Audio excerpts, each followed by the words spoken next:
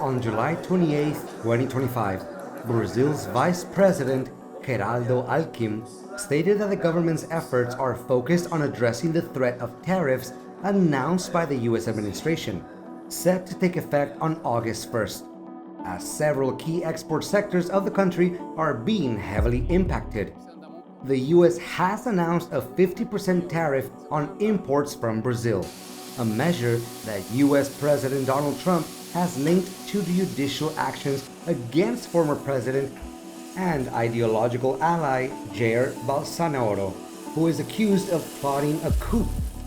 The anticipated US measures have raised concerns for Brazil's key export industries, such as orange and coffee production. In the next 15 minutes, join Economy Roast as we analyze in detail to understand what is truly happening. All the effort this week is for us to solve the problem of tariffs. We're in constant dialogue. This dialogue started in March. I personally had a long video conference with the Secretary of Commerce, Howard Lutnick, and the Trade Ambassador, Jameson Greer. It was a good conversation, and after that, we set up a working group. On the same day, Brazilian President Luiz Inácio Lula da Silva called for dialogue, emphasizing his positive relationships with former U.S. presidents and expressing hope that Donald Trump would engage in discussions to resolve disputes instead of imposing a 50% tariff on Brazil. Brazil's relationship with the U.S. is very serious. It's 201 years of very successful and committed diplomatic relations. I've gotten along with Clinton, Obama, Bush, Hillary Clinton, Biden. I've gotten along with everyone. So I hope the U.S. president, Donald Trump, reflects Brazil's importance and decides to do what we do in the civilized world.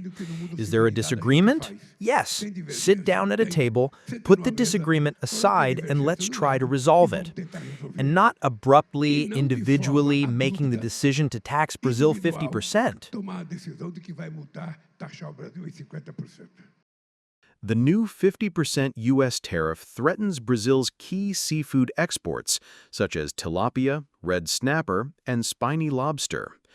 Brazil is the 19th largest seafood supplier to the U.S., with 39,188 tons valued at $231.9 million in 2024, up 27% in volume and 29% in value compared to 2023.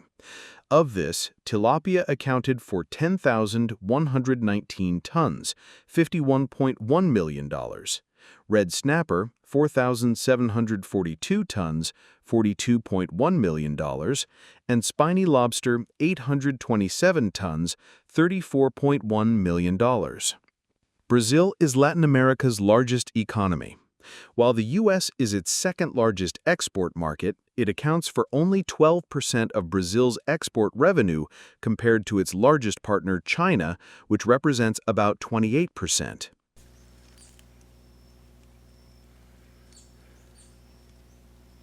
Coffee growers in Vassouras, in Brazil's Rio de Janeiro state, are hoping for a last-minute reprieve before the country faces an additional 50% tariff on exports to the U.S.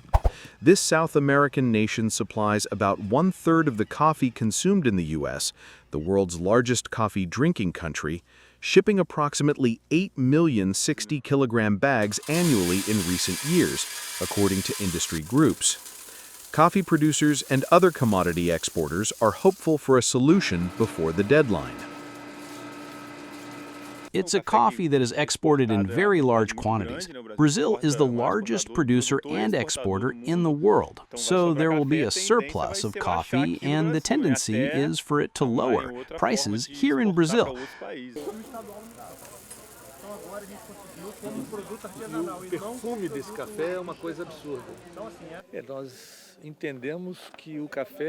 We understand that coffee needs to be sold, and we're awaiting political negotiations and agreements because we don't want to stop selling to the United States.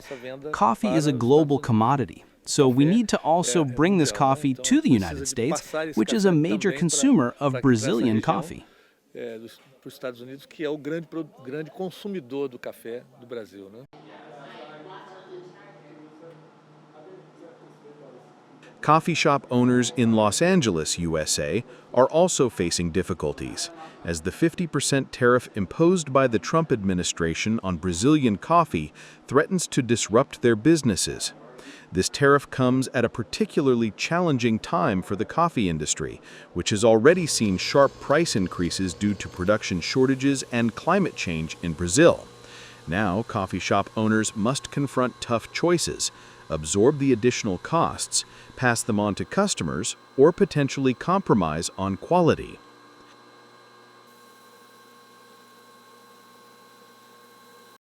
We shouldn't be susceptible to all of these tariffs because we can't grow coffee here.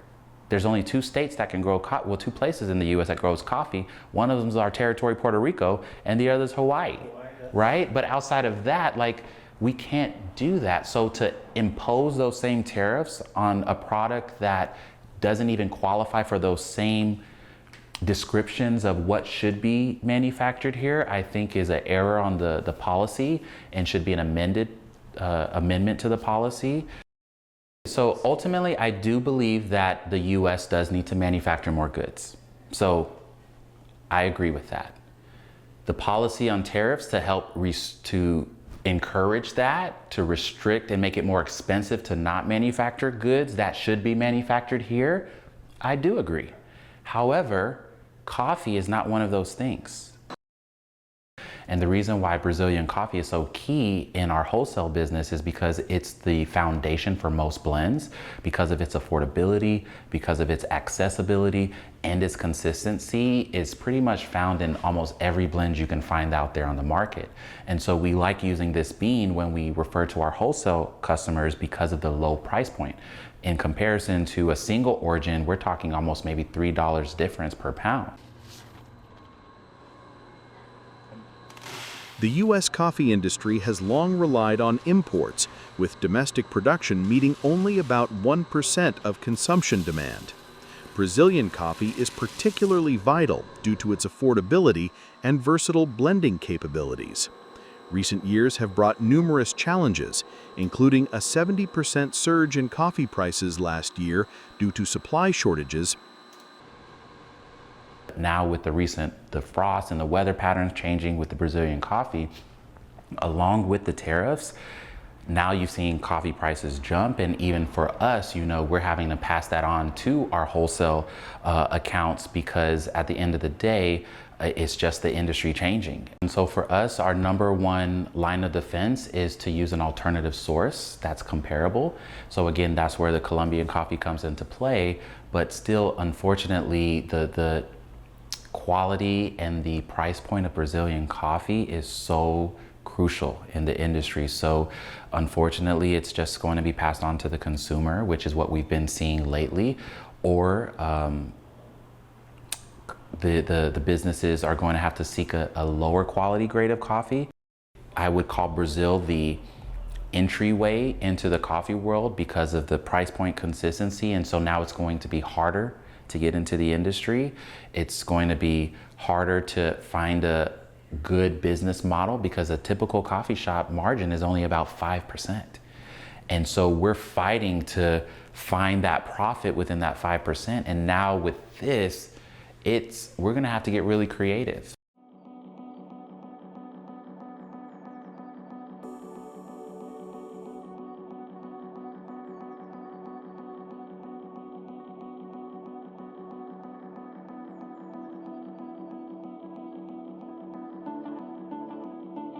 President Donald Trump's plan to impose a new 50% tariff on all Brazilian products starting August 1st could devastate the country's citrus growing region, where farmers face plummeting prices, delayed harvests, and disrupted industry schedules as trade tensions escalate.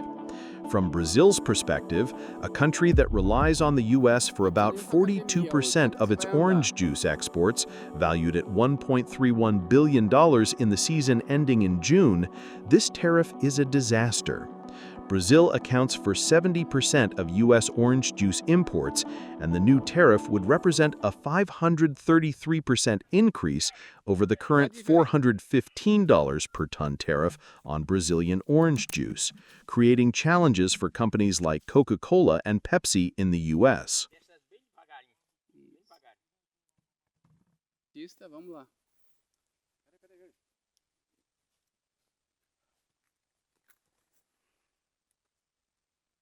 Hoje, com uma certa preocupação aí pelo cenário que estamos vivendo, já tivemos uma queda de preço nos últimos 60 Today, with some concern about the current situation, we have already seen a considerable drop in prices over the last 60 days. Another concern is the possibility of these tariffs actually happening, which could, once and for all, make the financial side of citrus unviable. We produce citrus fruits for both the table and industry, and once the industry is affected by these tariffs, it will certainly make the export of concentrated citrus juice unviable, and as a result, there will be a greater supply within Brazil that will certainly not be able to absorb all the citrus production that occurs in the country. Once this happens, the industry will be unable to absorb or export this juice. It will have to try to find other markets, but these things don't happen overnight. Mas vai ter que tentar encontrar outros mercados, só que são coisas que não acontecem do dia para a noite, né? Analysts warn that beef prices in the U.S. are likely to surge due to the 50% tariff on Brazilian imports. U.S. beef prices have already hit record highs this year, with production expected to drop 2% to 26.4 million pounds, as the nation's cattle herd is at its smallest in over 70 years due to prolonged droughts depleting pastures. U.S. meat processing companies, already facing a cattle supply shortage, have halted imports of livestock from Mexico due to the spread of the New World screwworm disease. To cope, they have ramped up imports from other sources, including 175,000 tons of Brazilian beef in the first 5 months of the year, doubling from the same period in 2024, and accounting for 21% of total imports. If the 50% tariff takes effect on August 1st, the total import tax on Brazilian beef would rise to approximately 76%.